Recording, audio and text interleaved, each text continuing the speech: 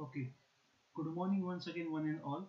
So, today in this particular lecture, we will understand what are the sources of harmonic excitation, that is nothing but the force vibrations. Okay, so as we have discussed in the force vibration lecture number 1, so we know that there are basically two sources or two common sources of force vibration. The first one is unbalance in the rotating components of a machine, and second one is unbalance in the reciprocating components of the machine.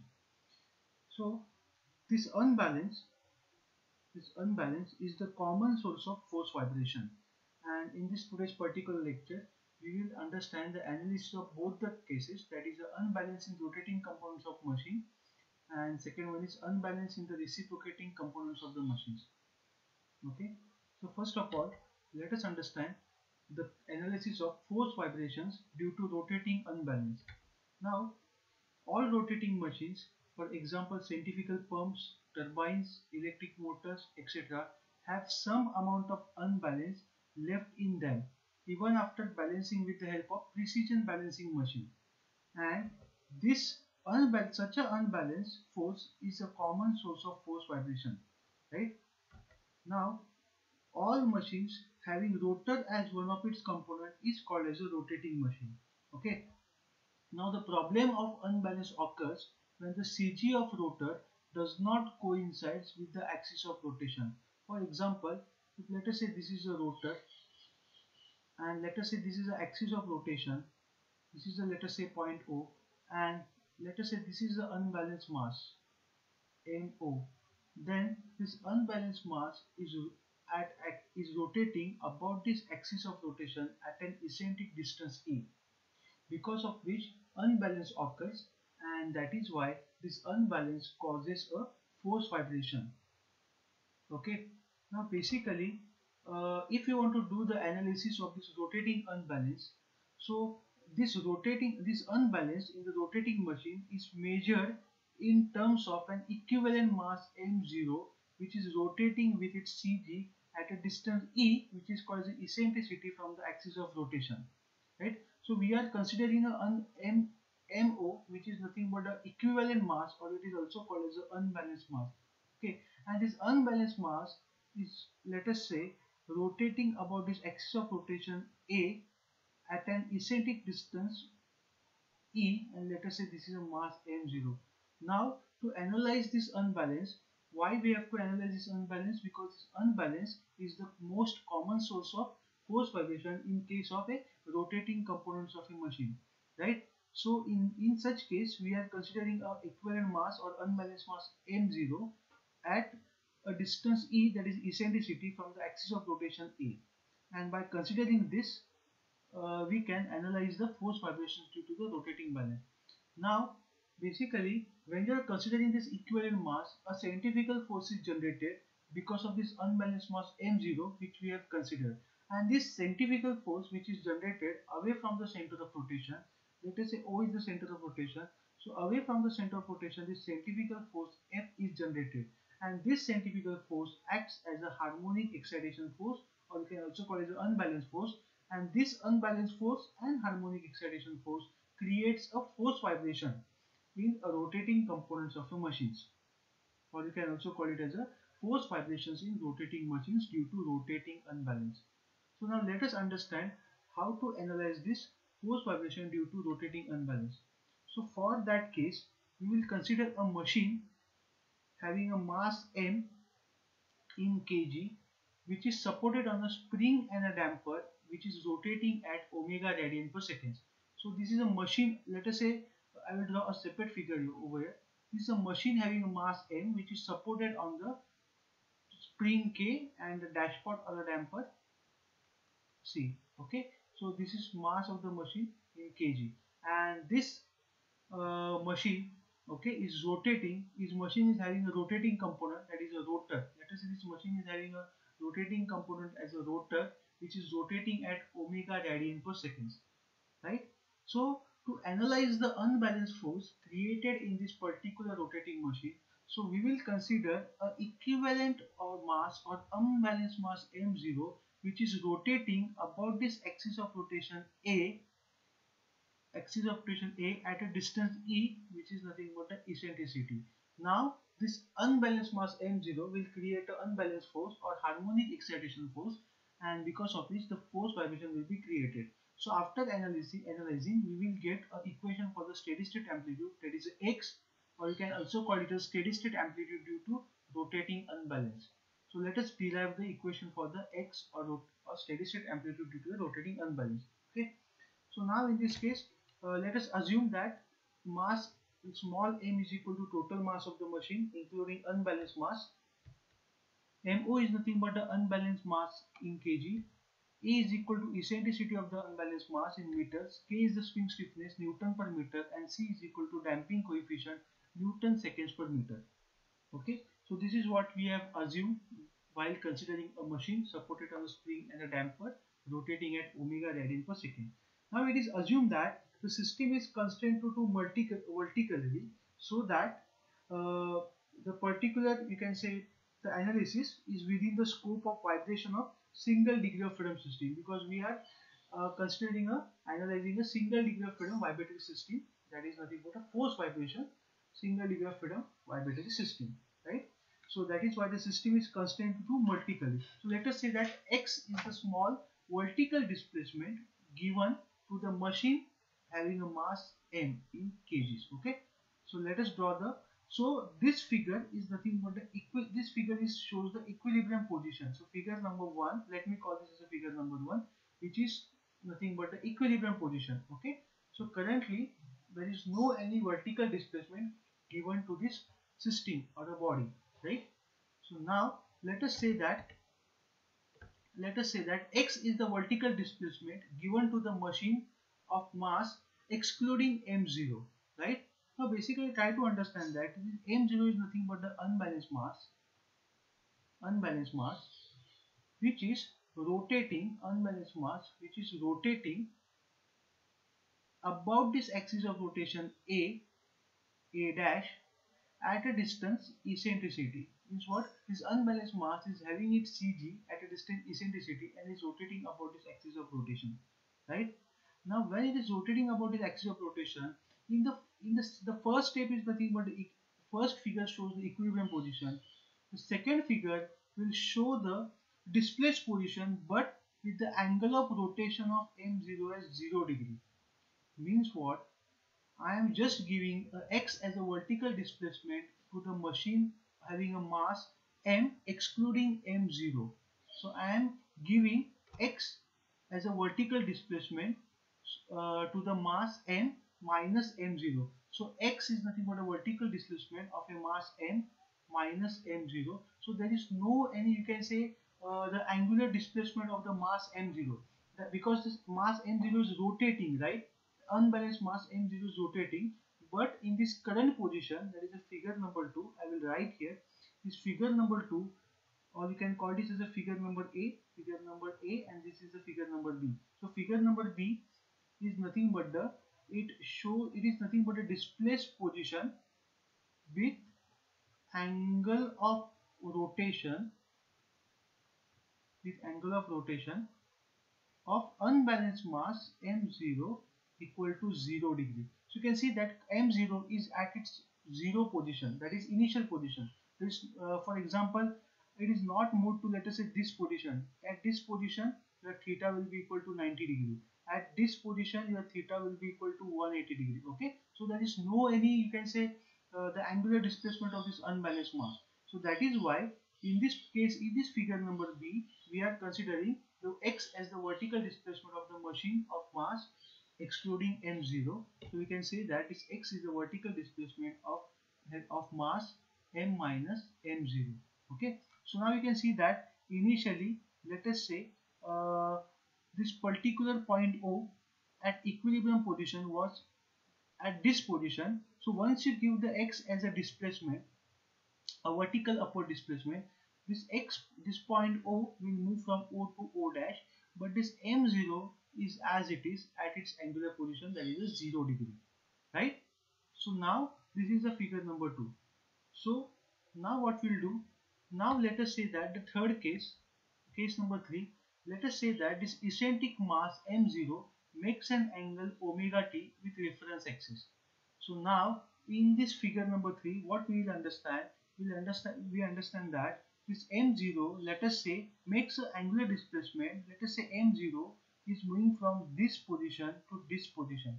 So this angle will be equal to theta. This is equal to omega t. So in this third dynamic position, or you can also call it the displaced position, it represents the angle of rotation of unbalanced rotating mass is equal to omega t. Okay, so let me show this figure. So now you can see that this mass m0 has moved from this position, let us say this position o dash, o position, it has moved to the next position o dash. So while moving from o to o dash, it has swept an angle of theta which is equal to omega t. Okay, so when this mass m0 or unbalanced rotating mass m0 moves from, let us say, this o position to o dash position, a centrifugal force which acts outward from the center of rotation, that is center of rotation of, or you can see the CG of this m0, is created or is generated, and it can be shown by this F. So this F, or you can also call it as a F0, or this F0 or F is nothing but a centrifugal force which is acting away from the center of rotation. And what is the magnitude of this F0? So the equation for it we will calculate. Okay, so this is, you can say, the third position. So position number A is nothing but the equilibrium position. Position number B is nothing but a displaced position. Position number B is nothing but a displaced position with angle of rotation of unbalanced mass equal to 0. And this third position shows the displaced position with angle of rotation of m0, that is unbalanced mass, equal to theta equal to omega t, right? So these are the three positions. So let us see what happens here. Now when this m0 is moving from this position o to, let us say, o dash, okay, so it is creating some sort of triangle. So what is that triangle? You will understand the triangle. So let us say this triangle is o, let us say o dash, and let us say this is o double dash. Okay, so this o double dash is the triangle created. So let me draw the separate diagram of this triangle. So this triangle is created over here when this m0 is swept from an angle omega t, or when this m0 makes an angle omega t. So this is o dash, and let us say this is o double dash. So this angle is nothing but the omega t, which is equal to theta, and we know that this o to o dash, this distance is nothing but the eccentricity. So o double dash will be also eccentricity, and let us assume that this distance o to a dash is nothing but the x. Okay, so this distance o to o dash is nothing but the x. So we'll apply a simple geometry. So I'm getting sine theta is equal to opposite side upon hypotenuse. So opposite side is equal to x, hypotenuse is equal to e. From this I am getting x is equal to e sine omega t.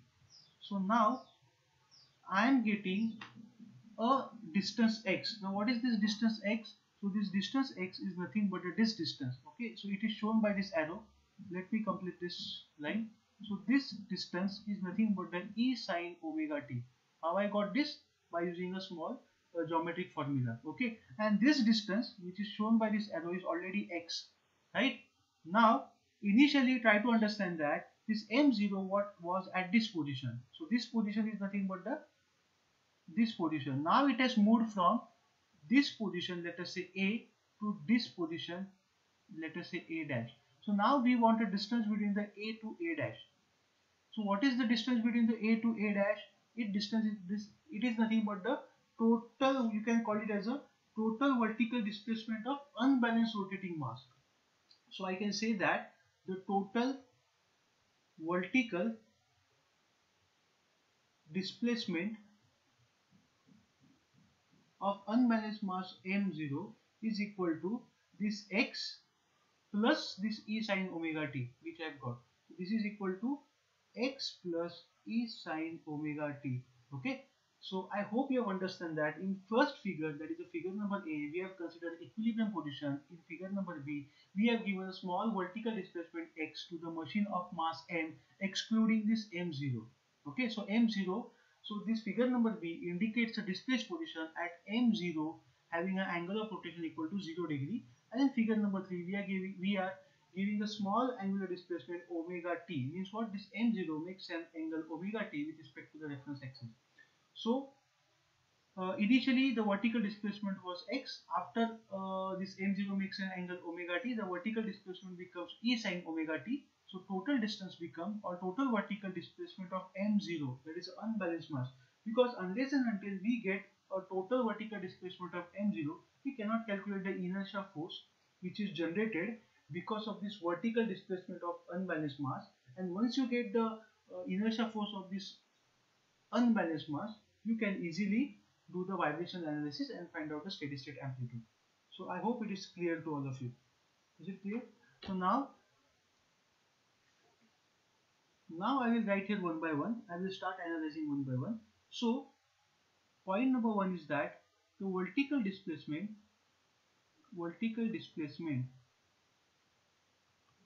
of mass m minus m0, that is in figure number B, was equal to x, right? Was equal to x. So therefore the inertia force in this case, therefore inertia force of this mass excluding unbalanced mass, that is m minus m0, will be equal to m into x double dot, means m minus m0 into x double dot. So this is nothing but the inertia force when you are giving a vertical displacement small x to the mass m excluding m0, right? So this is the first, you can say, case or first point. Secondly, now we know that the total vertical displacement, so total vertical displacement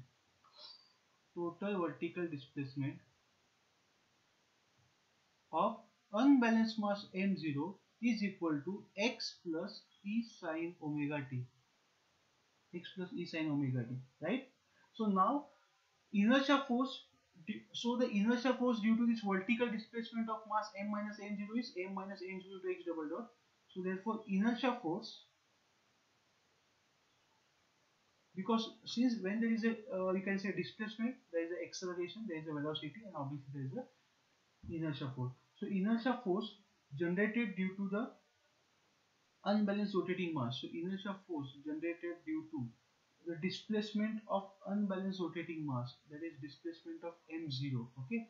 So how can you calculate this? So it is nothing but m into, let us say m0 is the mass, you know that m into x double dot. Now what is x double dot means what?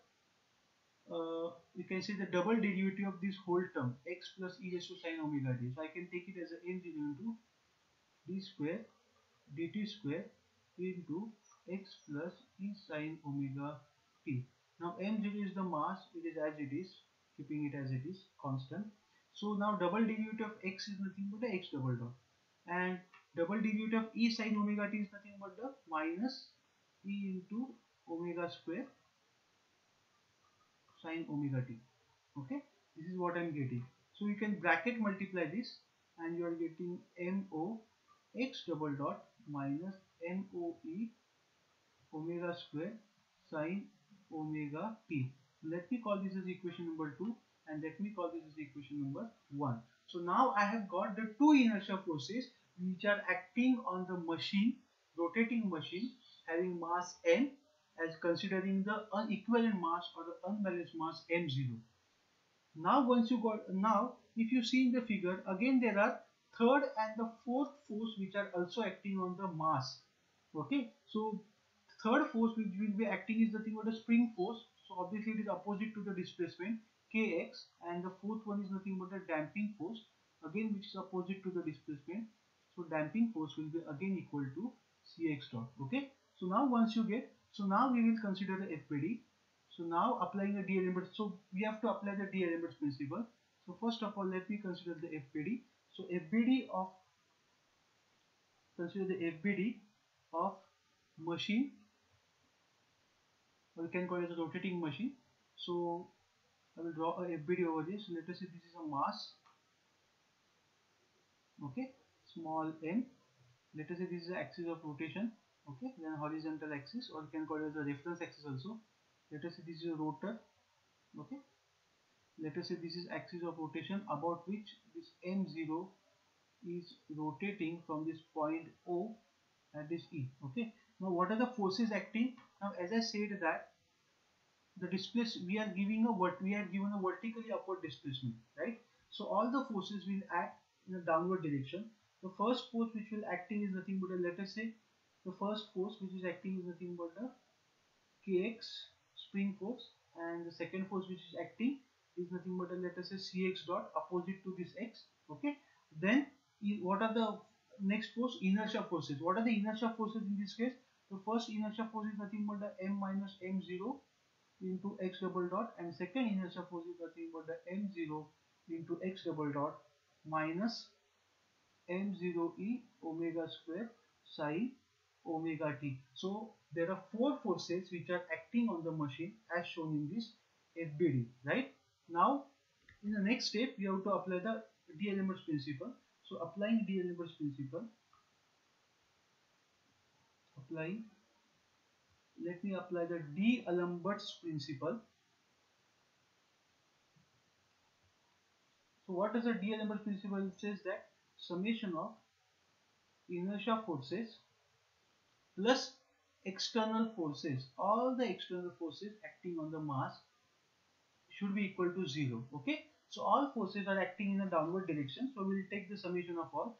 The first is nothing but the m minus m0 into x double dot. Second inertia force is nothing but the m0 x double dot or mo x double dot minus mo e omega square sin omega t plus external force are nothing but a cx dot plus kx is equal to 0.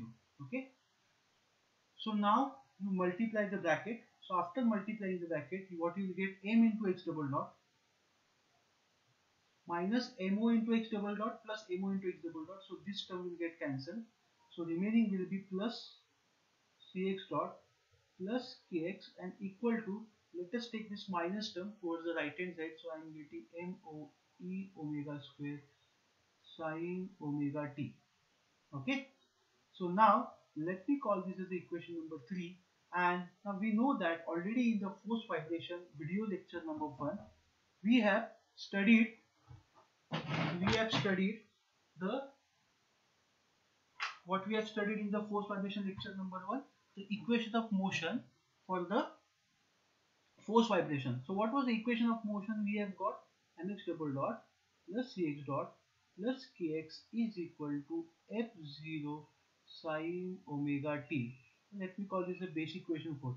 Now when you compare this equation, now basically here we are doing the analysis of a force vibration only, but due to the force vibrations generated due to the unbalanced force, due to the unbalance in the rotating components of a machine. So I have got this equation number 3. So when you compare this equation number 1 and 2, you are getting that f0 is equal to mo e into omega square. So basically from the analysis, okay, from the analysis I have got the equation for the f0, and this f0 is nothing but the unbalanced force. You can call this f0 as an unbalanced force, or you can also call it as a centrifugal force, or you can also call it as a harmonic force.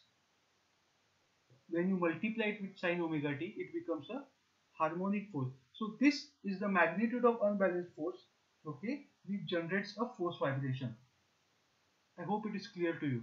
So if I go back to the figure, you can see that this unbalanced force which is acting away from the center of rotation of this m0 is nothing but the f0 is equal to mo e into omega square. So when you do the analysis of force vibration due to the rotating unbalance, what is the unbalanced force or centrifugal force which generates a force vibration? Is nothing but mo e omega square. Okay, so this I have got after analysis. So once you do the analysis, so now finally you can easily write down the complete solution. So already in the lecture number 1 we have understand that the complete solution x is given by xc plus xp, right? Now what is xc? Xc indicates the complementary function and xp indicates the particular function. Now already we have studied that any practical vibratory system has a two states. One is a transient state and second one is steady state. Okay, so the vibrations corresponding to the transient states are nothing but transient vibrations. So xc mathematically denotes the transient vibrations, so it will vanish out or will become 0, and xp mathematically denotes the steady state vibrations, so they will remain. Okay, so now in case of the xc, that is a complementary function, we are considering the equation of underdamped. Okay, and for xp, we are assuming a particular integral as x sine omega t minus phi, right? So that we have already assumed. So same equation I will use what I have used for the analysis of basic equation of force vibration. So I can write the complete solution as x is equal to xc plus xp. So I will get a complete solution for a force vibration due to rotating. What is xc? x1 into e raised to, this is the equation of underdamped, right? X1 is equal to e raised to minus zeta into omega nt sine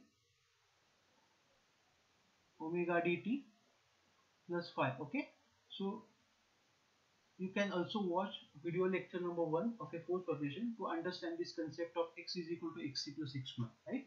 So I'm directly taking from there. Plus, what was the next?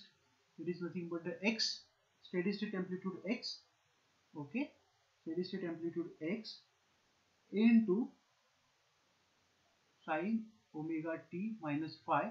So x into sine omega t minus phi, this we have considered for what? This xp. Okay, so we know that this x is nothing but, what is x? Already we have derived. X is nothing but the f0 by k divided by square root of 1 minus r square bracket square plus 2 zeta r square. This is nothing but the steady state amplitude. So in this case, we have already derived that this f0 is nothing but the moe omega square divided by k divided by square term as it is. Okay, so we have to just put this x here and you will get a final equation of x. So let me write the final equation of x. Okay, so final equation of x becomes x is equal to xc plus xp. So this x is equal to x1 into e raised to minus zeta into omega nt sine omega dt plus phi 1. Okay, plus f f0 is nothing but a moe omega square divided by k upon square root of 1 minus r square bracket square plus 2 zeta r into bracket square into sine omega t minus phi, right? So this equation is nothing but a final complete solution for the force vibration due to the rotating unbalance. So what is the change? The change is only in this term, that is f0 is equal to moe into omega square. Okay, now once you got this equation, let us derive the equation for the steady state amplitude. What is the equation for the steady state amplitude? Now it is very simple. Now already we know that x is equal to f0 by k divided by square root of 1 minus r square bracket square plus 2 zeta r bracket square. Okay, so now we know that f0 is equal to moe into omega square, right? So let's put here what I will get, moe into omega square divided by k as it is and the square root term as it is. So 1 minus r square bracket square plus 2 zeta r into bracket square. Okay, so now again we also know that omega n square is equal to k upon n. So therefore I can put k is equal to omega n square into n. Okay, so I will put k is equal to omega square into n. Okay, so what I will get, x is equal to moe into, okay, I will take this on the next page. So I will get x is equal to moe omega square upon, what is k, omega n square into n divided by square root term as it is. Square root term as it is. What is square root term? 1 minus r square bracket square plus 2 zeta r bracket square. Okay, so now this term moe divided by n I will take towards the left hand side. So I will get a equation as x upon moe upon n is equal to, now we know that this omega square upon omega n square is nothing but a frequency ratio, that is nothing but r square, right? So I'm getting this final equation as r square upon square root of 1 minus r square bracket square plus 2 zeta r bracket square, right? So This is the final equation, or you can call the equation of steady state amplitude for a force vibration due to the rotating unbalance.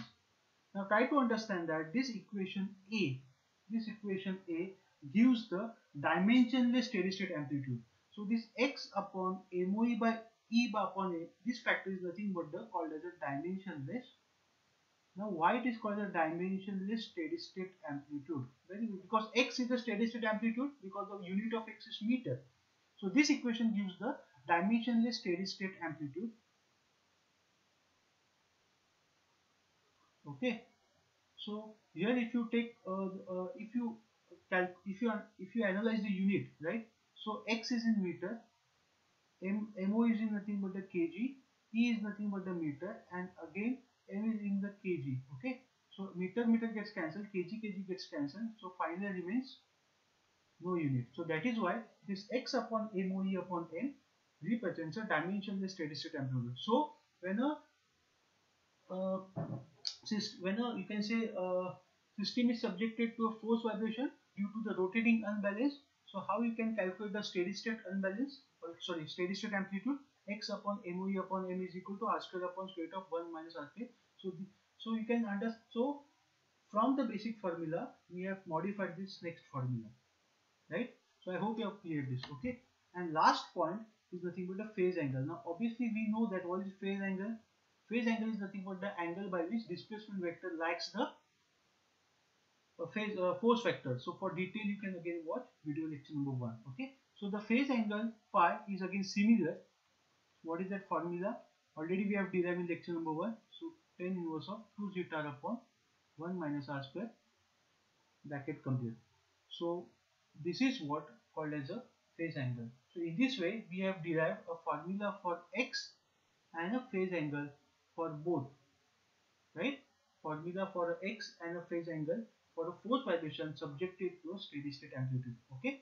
So now in the next lecture we will understand the frequency response curve of this frequency response curve, that is the frequency ratio r omega pi upon m to the dimensionless steady state amplitude x upon MOE by m, and then we will understand the force vibrations due to the reciprocating unbalance. Okay.